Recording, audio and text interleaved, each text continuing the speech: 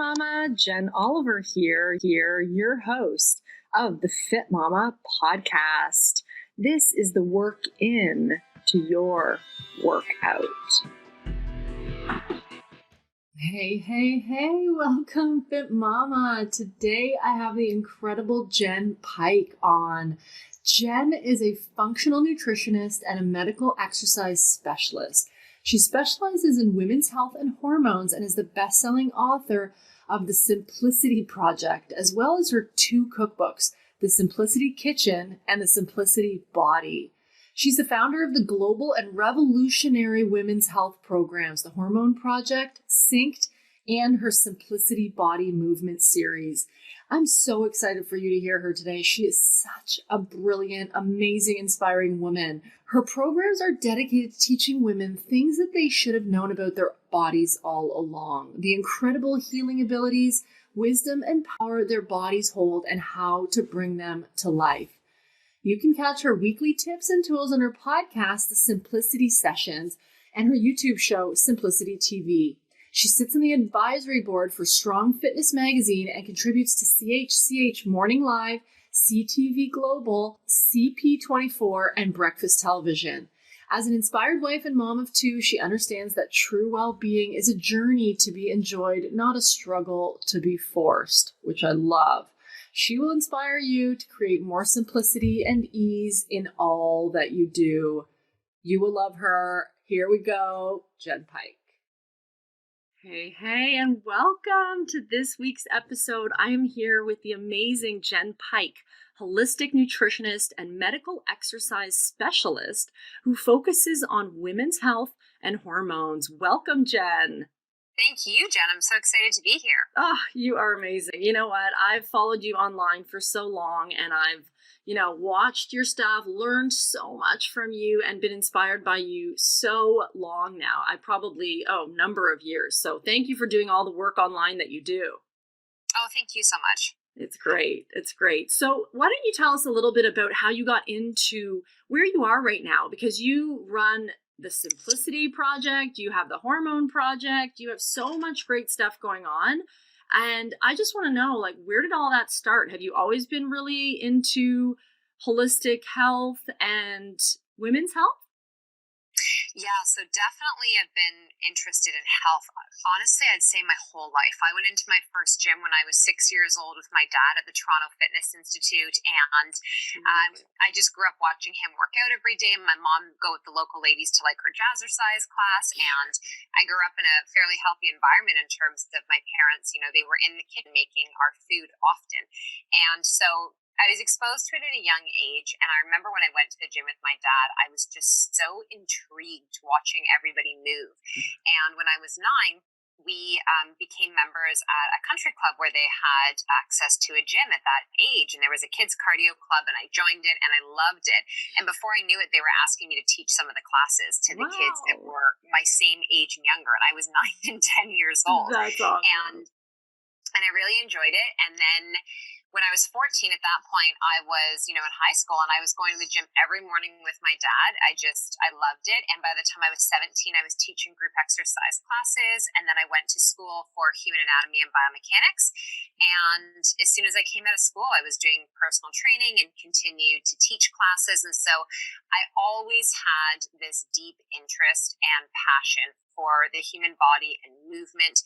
And it was when I started to pursue a bigger personal training business that I really recognized that many of the struggles that my clients were having were around what they were eating, what they were nourishing their body with. And so I went back to school and became a holistic nutritionist 19 years ago. And then in doing that, I was getting even better results. But I started to notice with my female clients that there was something we were missing. They were still having trouble sleeping. They were still having trouble with their energy. They were having painful menstrual cycles, or they were, menopausal or beyond and having really bad hot flashes. And I felt like I just didn't have the tools to be able to help them as best I thought I could. And so I started to do a lot of research and digging, and this over the years ended up becoming my area of specialty. And in fact, I'm back in school right now. I tell you, going to school at 40 is a whole new ballgame. Good for you. So This over the years, once I had my own children 13 years ago, that is when I had this huge aha awakening that our hormones are really running the show as women.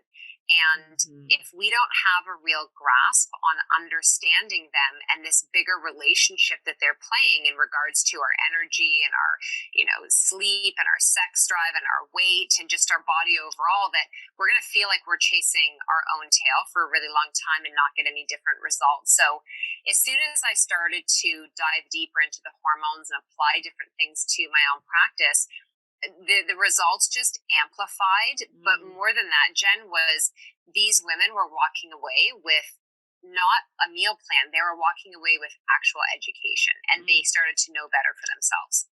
Wow. And at what point, after how long were you working with people that you started to notice it had to go deep in that food component alone?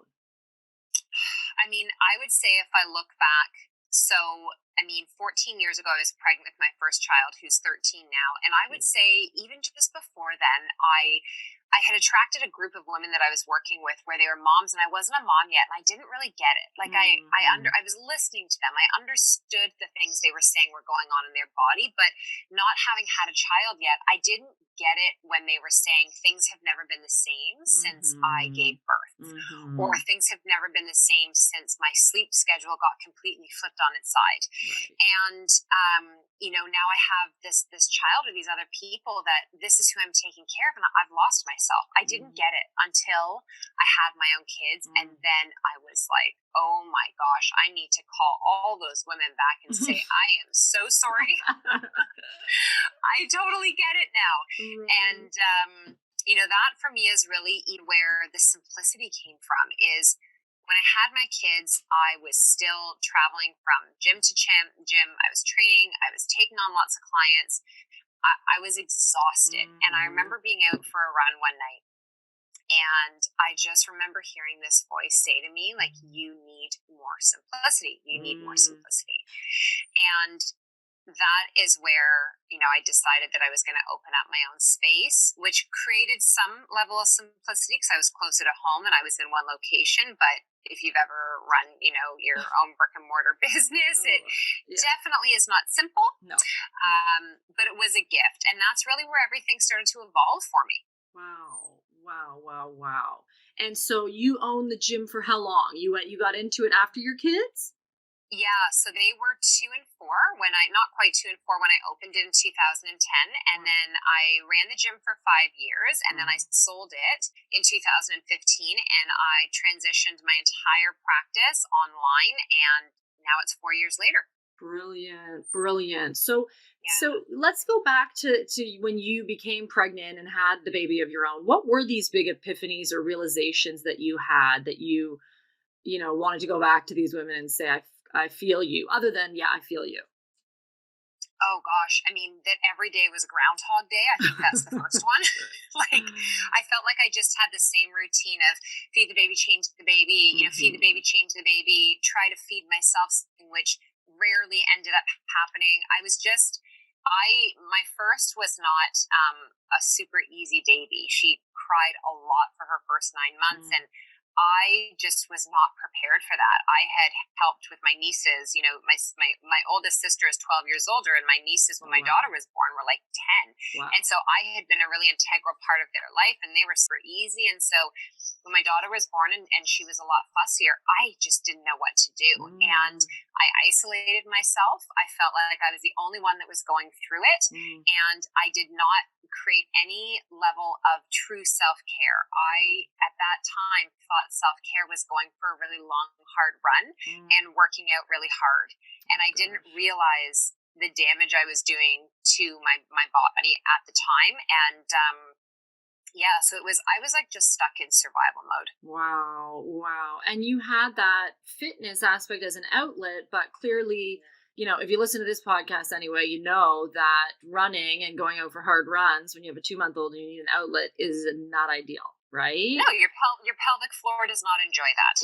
No, it does not. And it comes to rear its ugly head maybe years and decades later in not good ways. Yeah. So how did you first learn about that?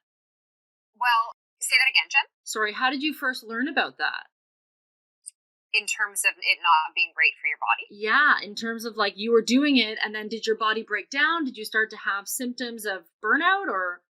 You know what? Physically, I don't think I was in the right headspace to even recognize that's what it was. I just kept thinking the reason I wasn't feeling great is because I had a new baby. She wasn't sleeping through the night. I wasn't, getting the right food into my body.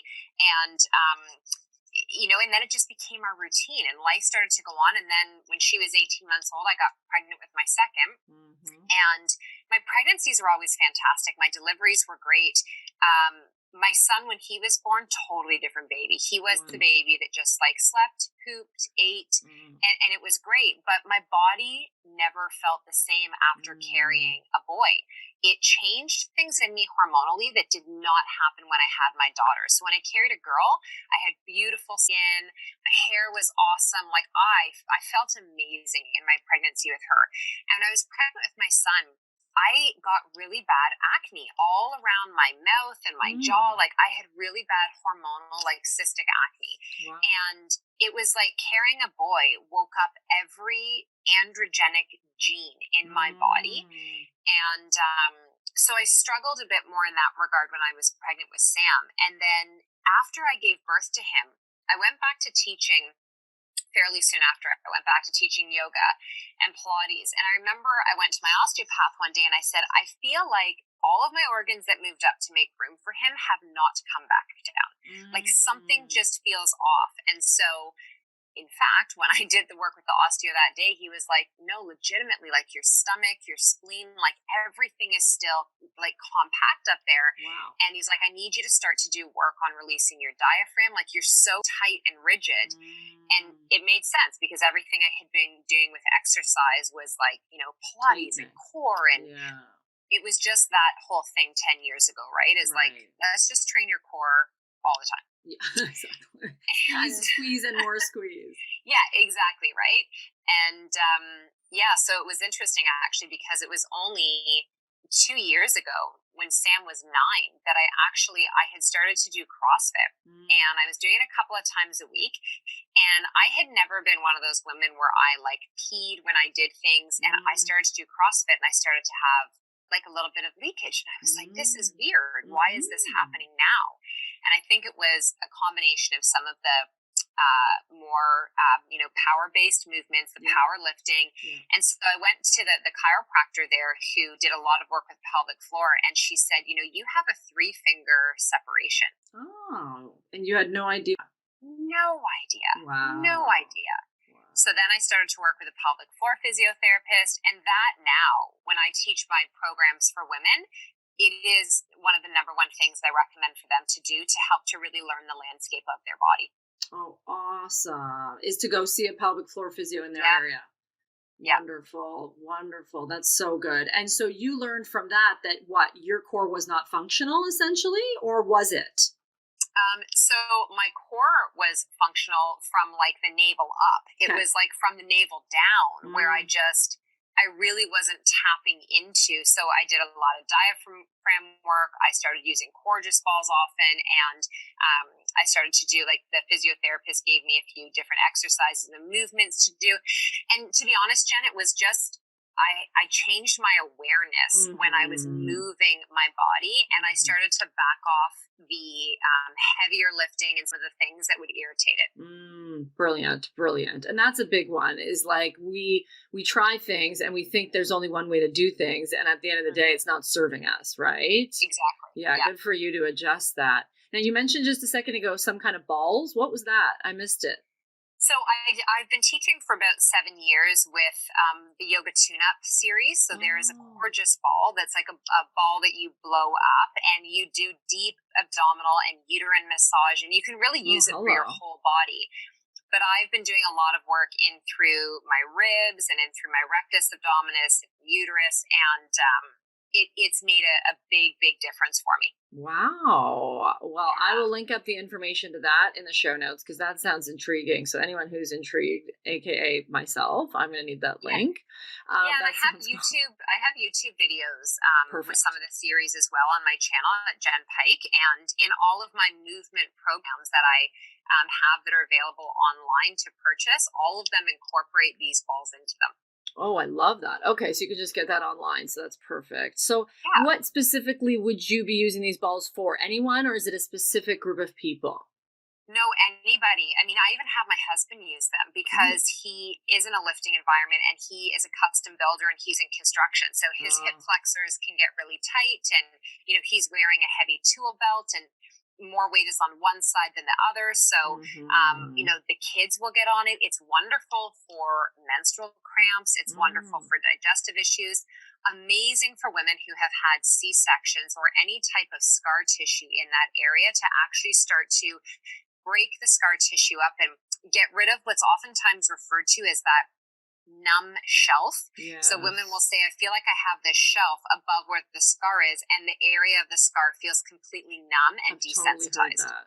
I've totally heard that. Okay, great tip. Thank you. Great. Wow. And now you mentioned, I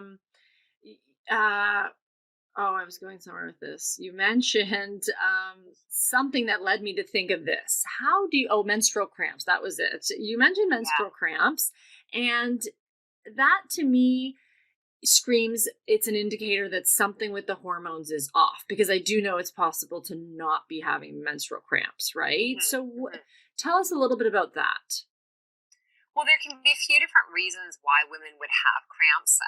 And it also depends, too, when the cramps are happening. So for some women, they would have them during ovulation when the ovary is actually releasing an egg. It's not uncommon for there to be a little bit of back and hip aches and some cramping around that period of time. And coming into the menstrual cycle, if it's happening in the first day or two of your actual bleed, the uterus has to contract in order to shed that uterine lining. Right. And so that is where some of the cramping can come. However, if it's really bad, it's really debilitating, you're having to take, Advil or Midol, you're missing work or school because of it, that is a sign that there is definitely an imbalance, most likely a little bit of excess estrogen and not enough progesterone. And estrogen is a hormone that it's a wonderful hormone, but too much or too little, not great. So too much, it is going to cause things to grow. So that lining might be thicker, which might make it more challenging to shed during your period. And you would know that based on heavy clotting, heavy cycles, longer cycles, and really just feeling like the rug has been pulled out from you for the first few days of your menstrual cycle. If you have too little estrogen, what you might find is that you barely have a menstrual cycle. You get a bit of pink spotting. There's not much that's there. Some women will say to me, I don't even know if I can call it a period. They might have to wear a panty liner and it's over within the first couple of days. So women paying attention to what is actually happening throughout their month in the various phases, and especially paying attention to the days leading into their period and the first couple of days, it's really important to track this type of info because it helps you become aware from cycle to cycle if there are some things that are trying to get your attention that could be out of balance. I love that. And I'm a big fan of tracking and monitoring. I call it monitoring. And, what do you use, an app or something? I use an app called Clue. Have you heard of that one? Yeah. So Clue is one of the ones that we recommend. So Clue, Period Tracker, Flow, Kindara. There's a couple of different ones out there. Great. And they're free, which is great. Yeah. What I say to women is keep track of your cycle, but also if you find that you're pretty symptomatic, meaning you get headaches, you get acne, you get the cramps, you have bloating, your bowels change, either you get constipated or they're looser. In these apps, you can track all of that. And what's really great is the longer you use the apps and the more information you provide it will start to graph and chart things for you. And so for me as a practitioner, this is like a dream come true when a woman comes into my practice, because now we have all this data that is about her specific body. Hey Fitmama, Jen here just to interrupt this incredible episode with Jenn Pike, just to let you know about her Synced program. Jen created something incredible that I truly wish existed earlier in my life. Understanding my cycle, understanding what was happening in my body during every phase over the course of a month. And it's such an incredible power to understand what's really going on. And then not only that, but honoring those phases of your body by your movement, by the frequency of how much you move in each week, by the intensity, the time that you take to exercise each week. Each week is different. And what you're inspired and motivated to do, as well as what your body wants to do, is always different in terms of the type of activity to do. And Jenn lays this all out with her beautiful videos, her program. The link for her synced program is in the show notes. It's so valuable to honor your body, prevent injury, prevent that burnout that happens to all of us at some point when we're pushing ourselves beyond what we need or want, or maybe the opposite, lack of motivation, falling off the wagon, and more. Working with Jenn's Sync program will have you noticing positive changes in things like your mood, your vitality, your painful periods, PMS, or breast tenderness will decrease. You will build lean muscle tissue and tone up your entire body, as well as drop inches and lose stubborn weight. If that is plaguing you, you can decrease inflammation, your appetite and digestion gets better, and your sleep quality goes way up, among so many other things. Fitmama, check this out. The videos inside the program will guide you through each of the 4 phases of your cycle and how to honor each phase through movement and nourishment. In your workbook, you will dive into the 4 phases of your cycle with Jenn and the different qualities of each, so you can know how to expect to feel energetically and creatively. Fitmama, this is power. Check it out. Check it out. Click the link in the show notes. Reach out to Jenn if you have questions. I'm so excited for you to get any support you need with this, because this is so important. Have a great day. Enjoy the rest of the episode. That's awesome. How great is that, right? And I know you do a lot of testing in your practice, right? Mm-hmm. What kind of testing do you do for women when they come to you saying, I know something's off, I'm having a lot of this or that, I just feel this, and where do you go? So the first 2 tests that we run for women is, the first one that we will do is we will walk them through and actually provide them a request sheet to take to their family doctor for full blood work. So I live in Ontario. I live in, just north of Toronto.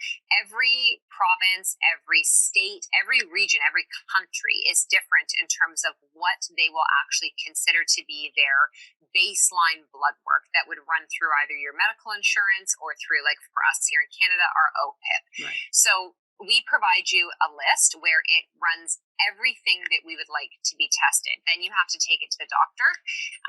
Oftentimes, especially when we're asking for the full thyroid panel, doctors will not agree to everything. So we also provide ladies in the Hormone Project, that's where I do my private consulting, we provide them different sample scripts of how they can approach the conversation with their doctor, and we coach them on how to ask for this testing.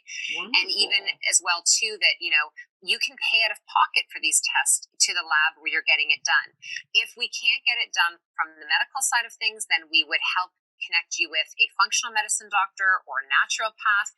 And then once we have your blood results back, we pull it all up on a screen with you on Zoom. So all of our sessions are recorded, and we walk you through every single one of your results in your blood work and teach you about your own chemistry, and then help you understand, okay, when we did your intake, these were the symptoms and things that you were saying about how you were feeling.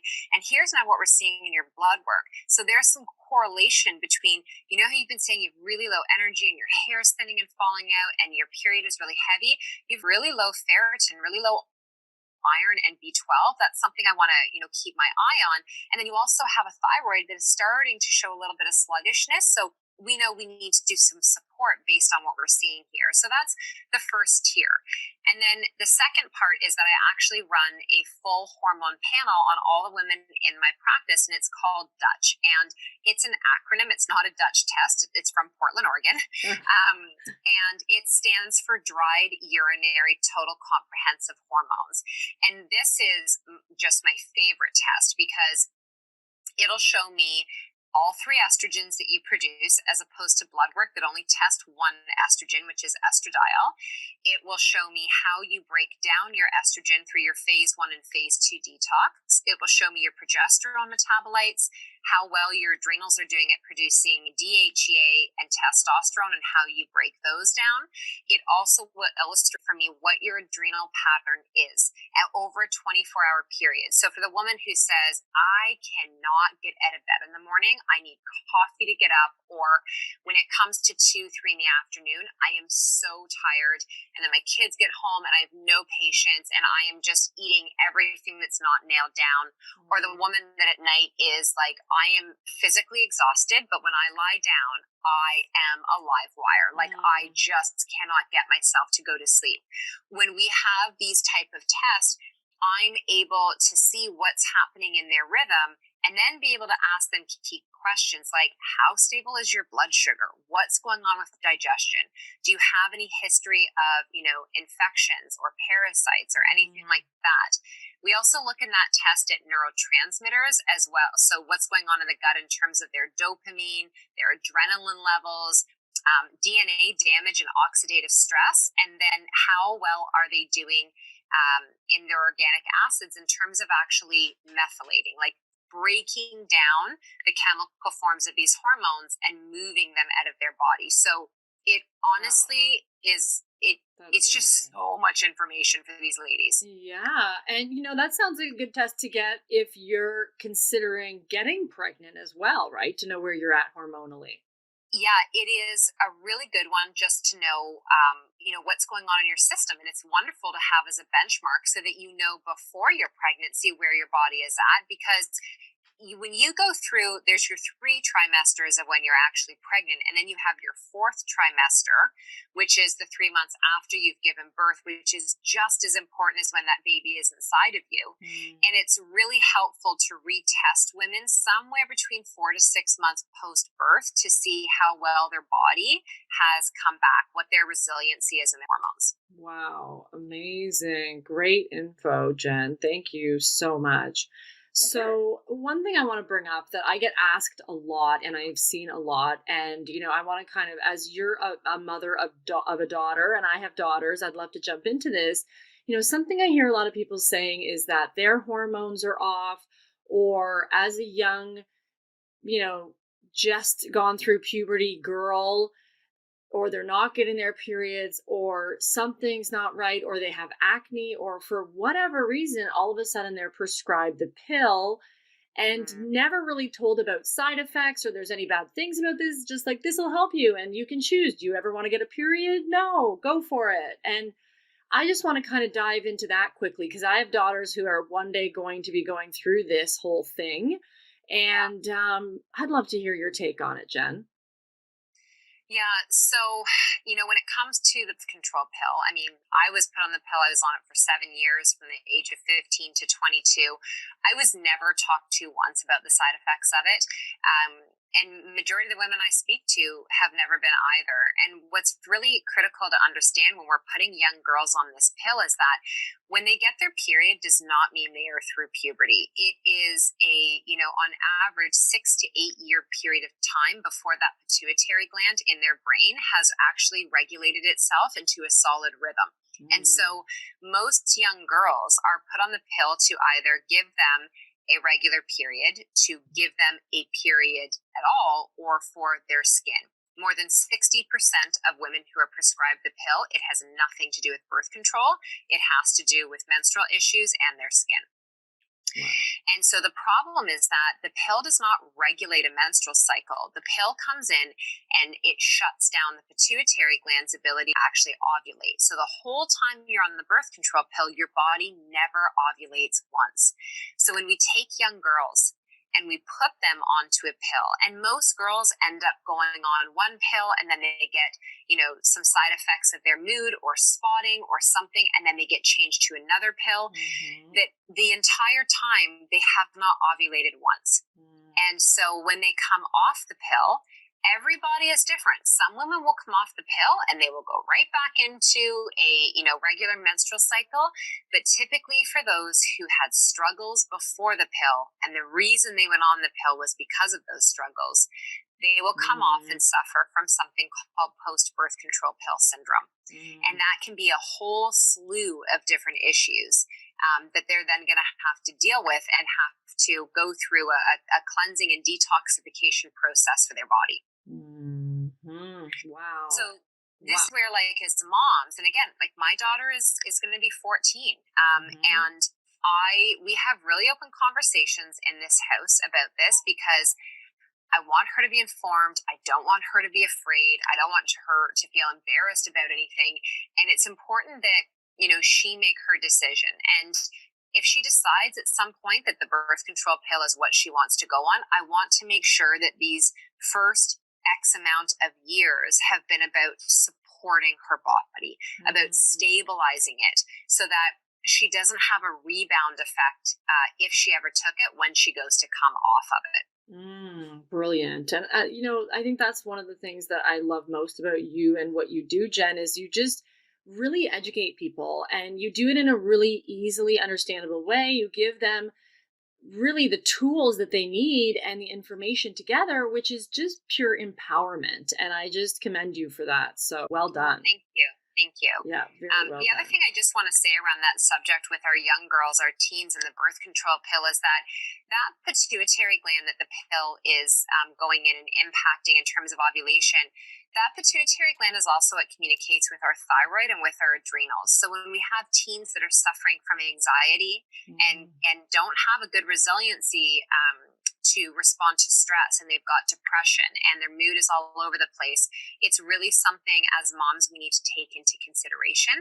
And if these girls are going to stay on the pill, we need to be supporting them with magnesium and B vitamins and vitamin C and a good quality probiotic for their gut, and some, omegas and things that are going to help to really, supplement, like bridge that gap where a lot of these deficiencies can happen if they're on the pill. So I do recommend that, mom, if you're listening and this is something you're thinking about, or your daughter is on the pill, that you do book her to work with somebody holistically that can just help to put a foundational protocol together for her. Wonderful. And is that, Jenn, something that's in the Hormone Project, or is that in your other programs, or is that something separate? So in the Hormone Project, we talk about that, and I have a lot of moms who are in there asking for their daughters, and so we have lots of resources on that. And then in Synced, which is a movement series that's based on the female cycle, we have this massive Facebook platform where all these questions are asked, and I do monthly master classes, and there's tons of good info that's in there as well too. Oh, wow. Okay. I love the sound of that, Synced, because for myself, I've been starting to become aware of my cycles probably for the last couple of years since I've been following you. And really, I've realized that, each week is different. And I've talked about this with a few guests on the podcast before, and each time it's very illuminating to me. And I have noticed that when I honor the natural uniqueness of each week of my cycle and know everything from how I might feel energy wise to how I might feel bloating wise to how I might feel hunger wise, and really honor those things and just take them in stride, it's been really empowering for me. So can you talk to that a little bit? Yeah, so I created this program based on the 4 phases of the menstrual cycle because I was looking for something for myself. I've been tracking my cycle for 23 years now. Wow. And Well done. I really was starting to be more and more aware that there was different times a month where I had the energy and I wanted to show up in a more intense way in my movement, and that there were times where I really just had this intuitive voice that was saying it's time to pull back. And so I started to look into research. Is there a program out there that's geared towards how I should move through the first half of my cycle versus the last half of my cycle? And I couldn't find anything. Wow. And so I've been, teaching group fitness for 23 years. I've been creating online programs for a decade. And I just said to my team, this needs to happen. I'm getting asked for it all the time. I'm looking for it. I can't find it. So I am going to create it. So last summer, I, created 18 videos that I've laid out through the follicular phase, the ovulation phase, that luteal phase leading into the cycle, and then a menstrual phase, and created this in a way where no matter what length of cycle a woman has, she can show up and be able to move her body based on those cycles. And then for the woman who does not have a cycle for whatever reason, pregnant, hypothalamic amenorrhea, menopause, and beyond. I teach you how to sync up to the lunar cycle of the moon and how you can actually apply this cyclical approach, because as women, we are cyclical creatures. Just because we stop bleeding does not mean that part of us has, faded off with our estradiol and our uterine lining. It's not the case. And that's why so many women, when they go into menopause, they start to feel really out of touch with themselves, is because they don't have anything to anchor back into a rhythm. Wow. So good to know, and very, very interesting. Now, for you, I want to dive right into kind of your routines because, as I said, I follow you on Instagram, and everyone here is going to get that link in the show notes to go and find you. And I love watching your stories. I love what you post. It's super informative. It's super inspiring. It's very, very on point and really valuable information. So for you, I mean, what do you do? How do you do it all? Like, you got so much going on. You mentioned you're back in school. You have kids. You have, you teach classes. You have a ton going on. I know I see you always teaching, in addition to fitness classes, you're teaching this class and that, and you're speaking here. And like, you've got a lot going on. So obviously you're in tune with what's going on for you. And that's really, beautiful to see. And how do you keep it sort of balanced, so to speak? Well, I mean, right now there is not balance. I'll be totally honest, just because of the season that I'm in. I'm back in school for a functional diagnostic nutrition program. It ends in the end of December, so that'll be lovely. Yes. And I am also training for my third fitness competition, which is December 7th. So right now I have a lot of boundaries set up around me in order to protect my energy and so that I can have this focus and clarity on achieving these goals. And so my training right now, to be honest, Jen, is not the training that I would normally be doing. And so I have 17 days left from when we are recording this that I have this type of training. And then I will move my body back into a cyclical approach that is in honor of my menstrual cycle, which means that when I'm in that follicular phase and ovulating, that's when our energy is at its peak. It's when our body does best with a little bit more intensity. That's how I'll show up to my body. And then in that second half of our cycle, after we've ovulated and we're in that luteal phase, this is where I'll do more of the anchoring type of movements. And I'll be unrolling my yoga mat more often and practicing my Pilates. And then during my cycle is where I will just rest or use that gorgeous ball or be outside in nature. So for me, a cyclical approach always feels really, really good. It honestly just feels really kind to my body. I will be honest, the type of training that's required of me right now for this show in 2.5 weeks is not kind. No. It's too much. No. Yeah. It's so true. I did one fitness, and I'd love to get in your head for this. I did one fitness competition, let's say, and I have to say it was not for me. I could feel that it wasn't healthful, and I felt like really awkward parading around on the stage. So much respect, because I did not feel motivated once I did it to ever do it again. So tell me what inspires you to do that. So 2015 was the first one that I did, and it was the year I sold my studio. And when I sold the studio, it was a goal. I had always wanted to do one. When I was growing up, I didn't have pictures of like movie stars and singers in my room. I had pictures of, Victoria Pratt and Trish Stratus and these female like bodybuilders. That's what I was looking up to. Wow. And so when I sold my studio, my first thinking was, oh my gosh, like I have time to do something for myself now. I've been raising my kids and raising my studio. And so I was like, I'm going to do this. And so I did my first one. I did not do it very well. I was not super prepared. I was just like, I'll just wing it. I'll get up there. How hard can it be? It was really hard. It's really hard. Really, really hard.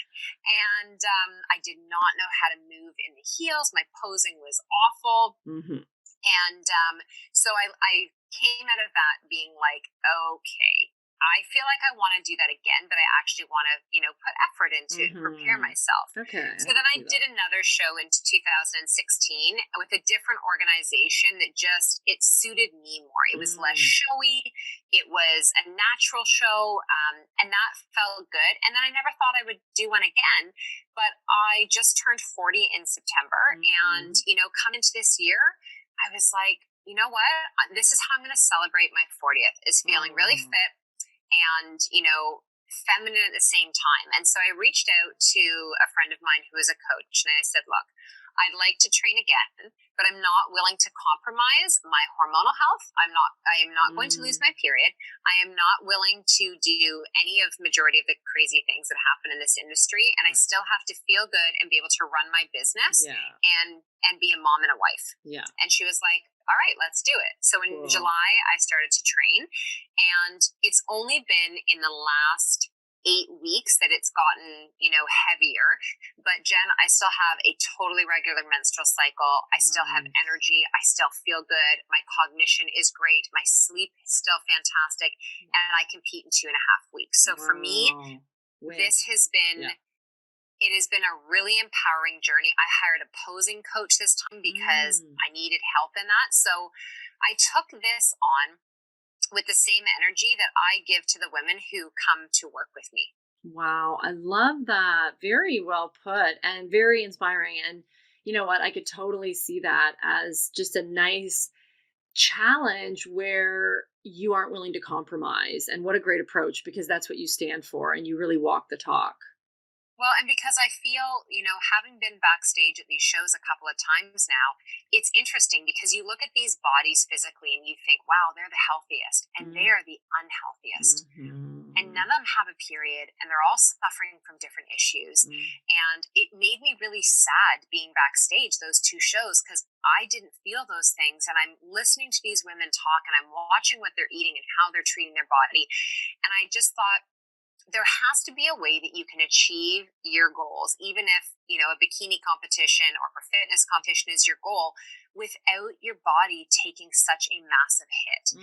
And that's what I've been trying to, not necessarily prove, but to illuminate throughout this process is, I have not taken or done any of the crazy things and taken the shortcuts. And I'm not up there to have a medal around my neck. I'm up there I'm up there for myself to feel really proud that I stayed committed.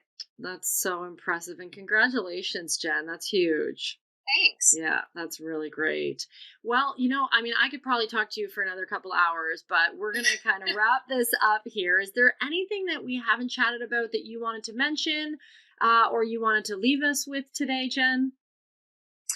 I have a lot of info, like you said, over on Instagram and at my website, jennpike.com. So if women are curious about the Hormone Project, which is where I work with women one-on-one and we do the testing, they can head over to jennpike.com and they can read about that. As well, Synced is there too. I think the last thing that I would leave the women who are listening to with is that, I believe that the human body is the greatest gift that we have been given. And in working with women for more than 2 decades, what I really know to be true is that we are showing up to the smallest degree of our potential as women. And we have these gifts and superpowers that live inside of us that men do not. And I really want to educate women so they feel empowered and confident and so friggin' connected to themselves that they own this.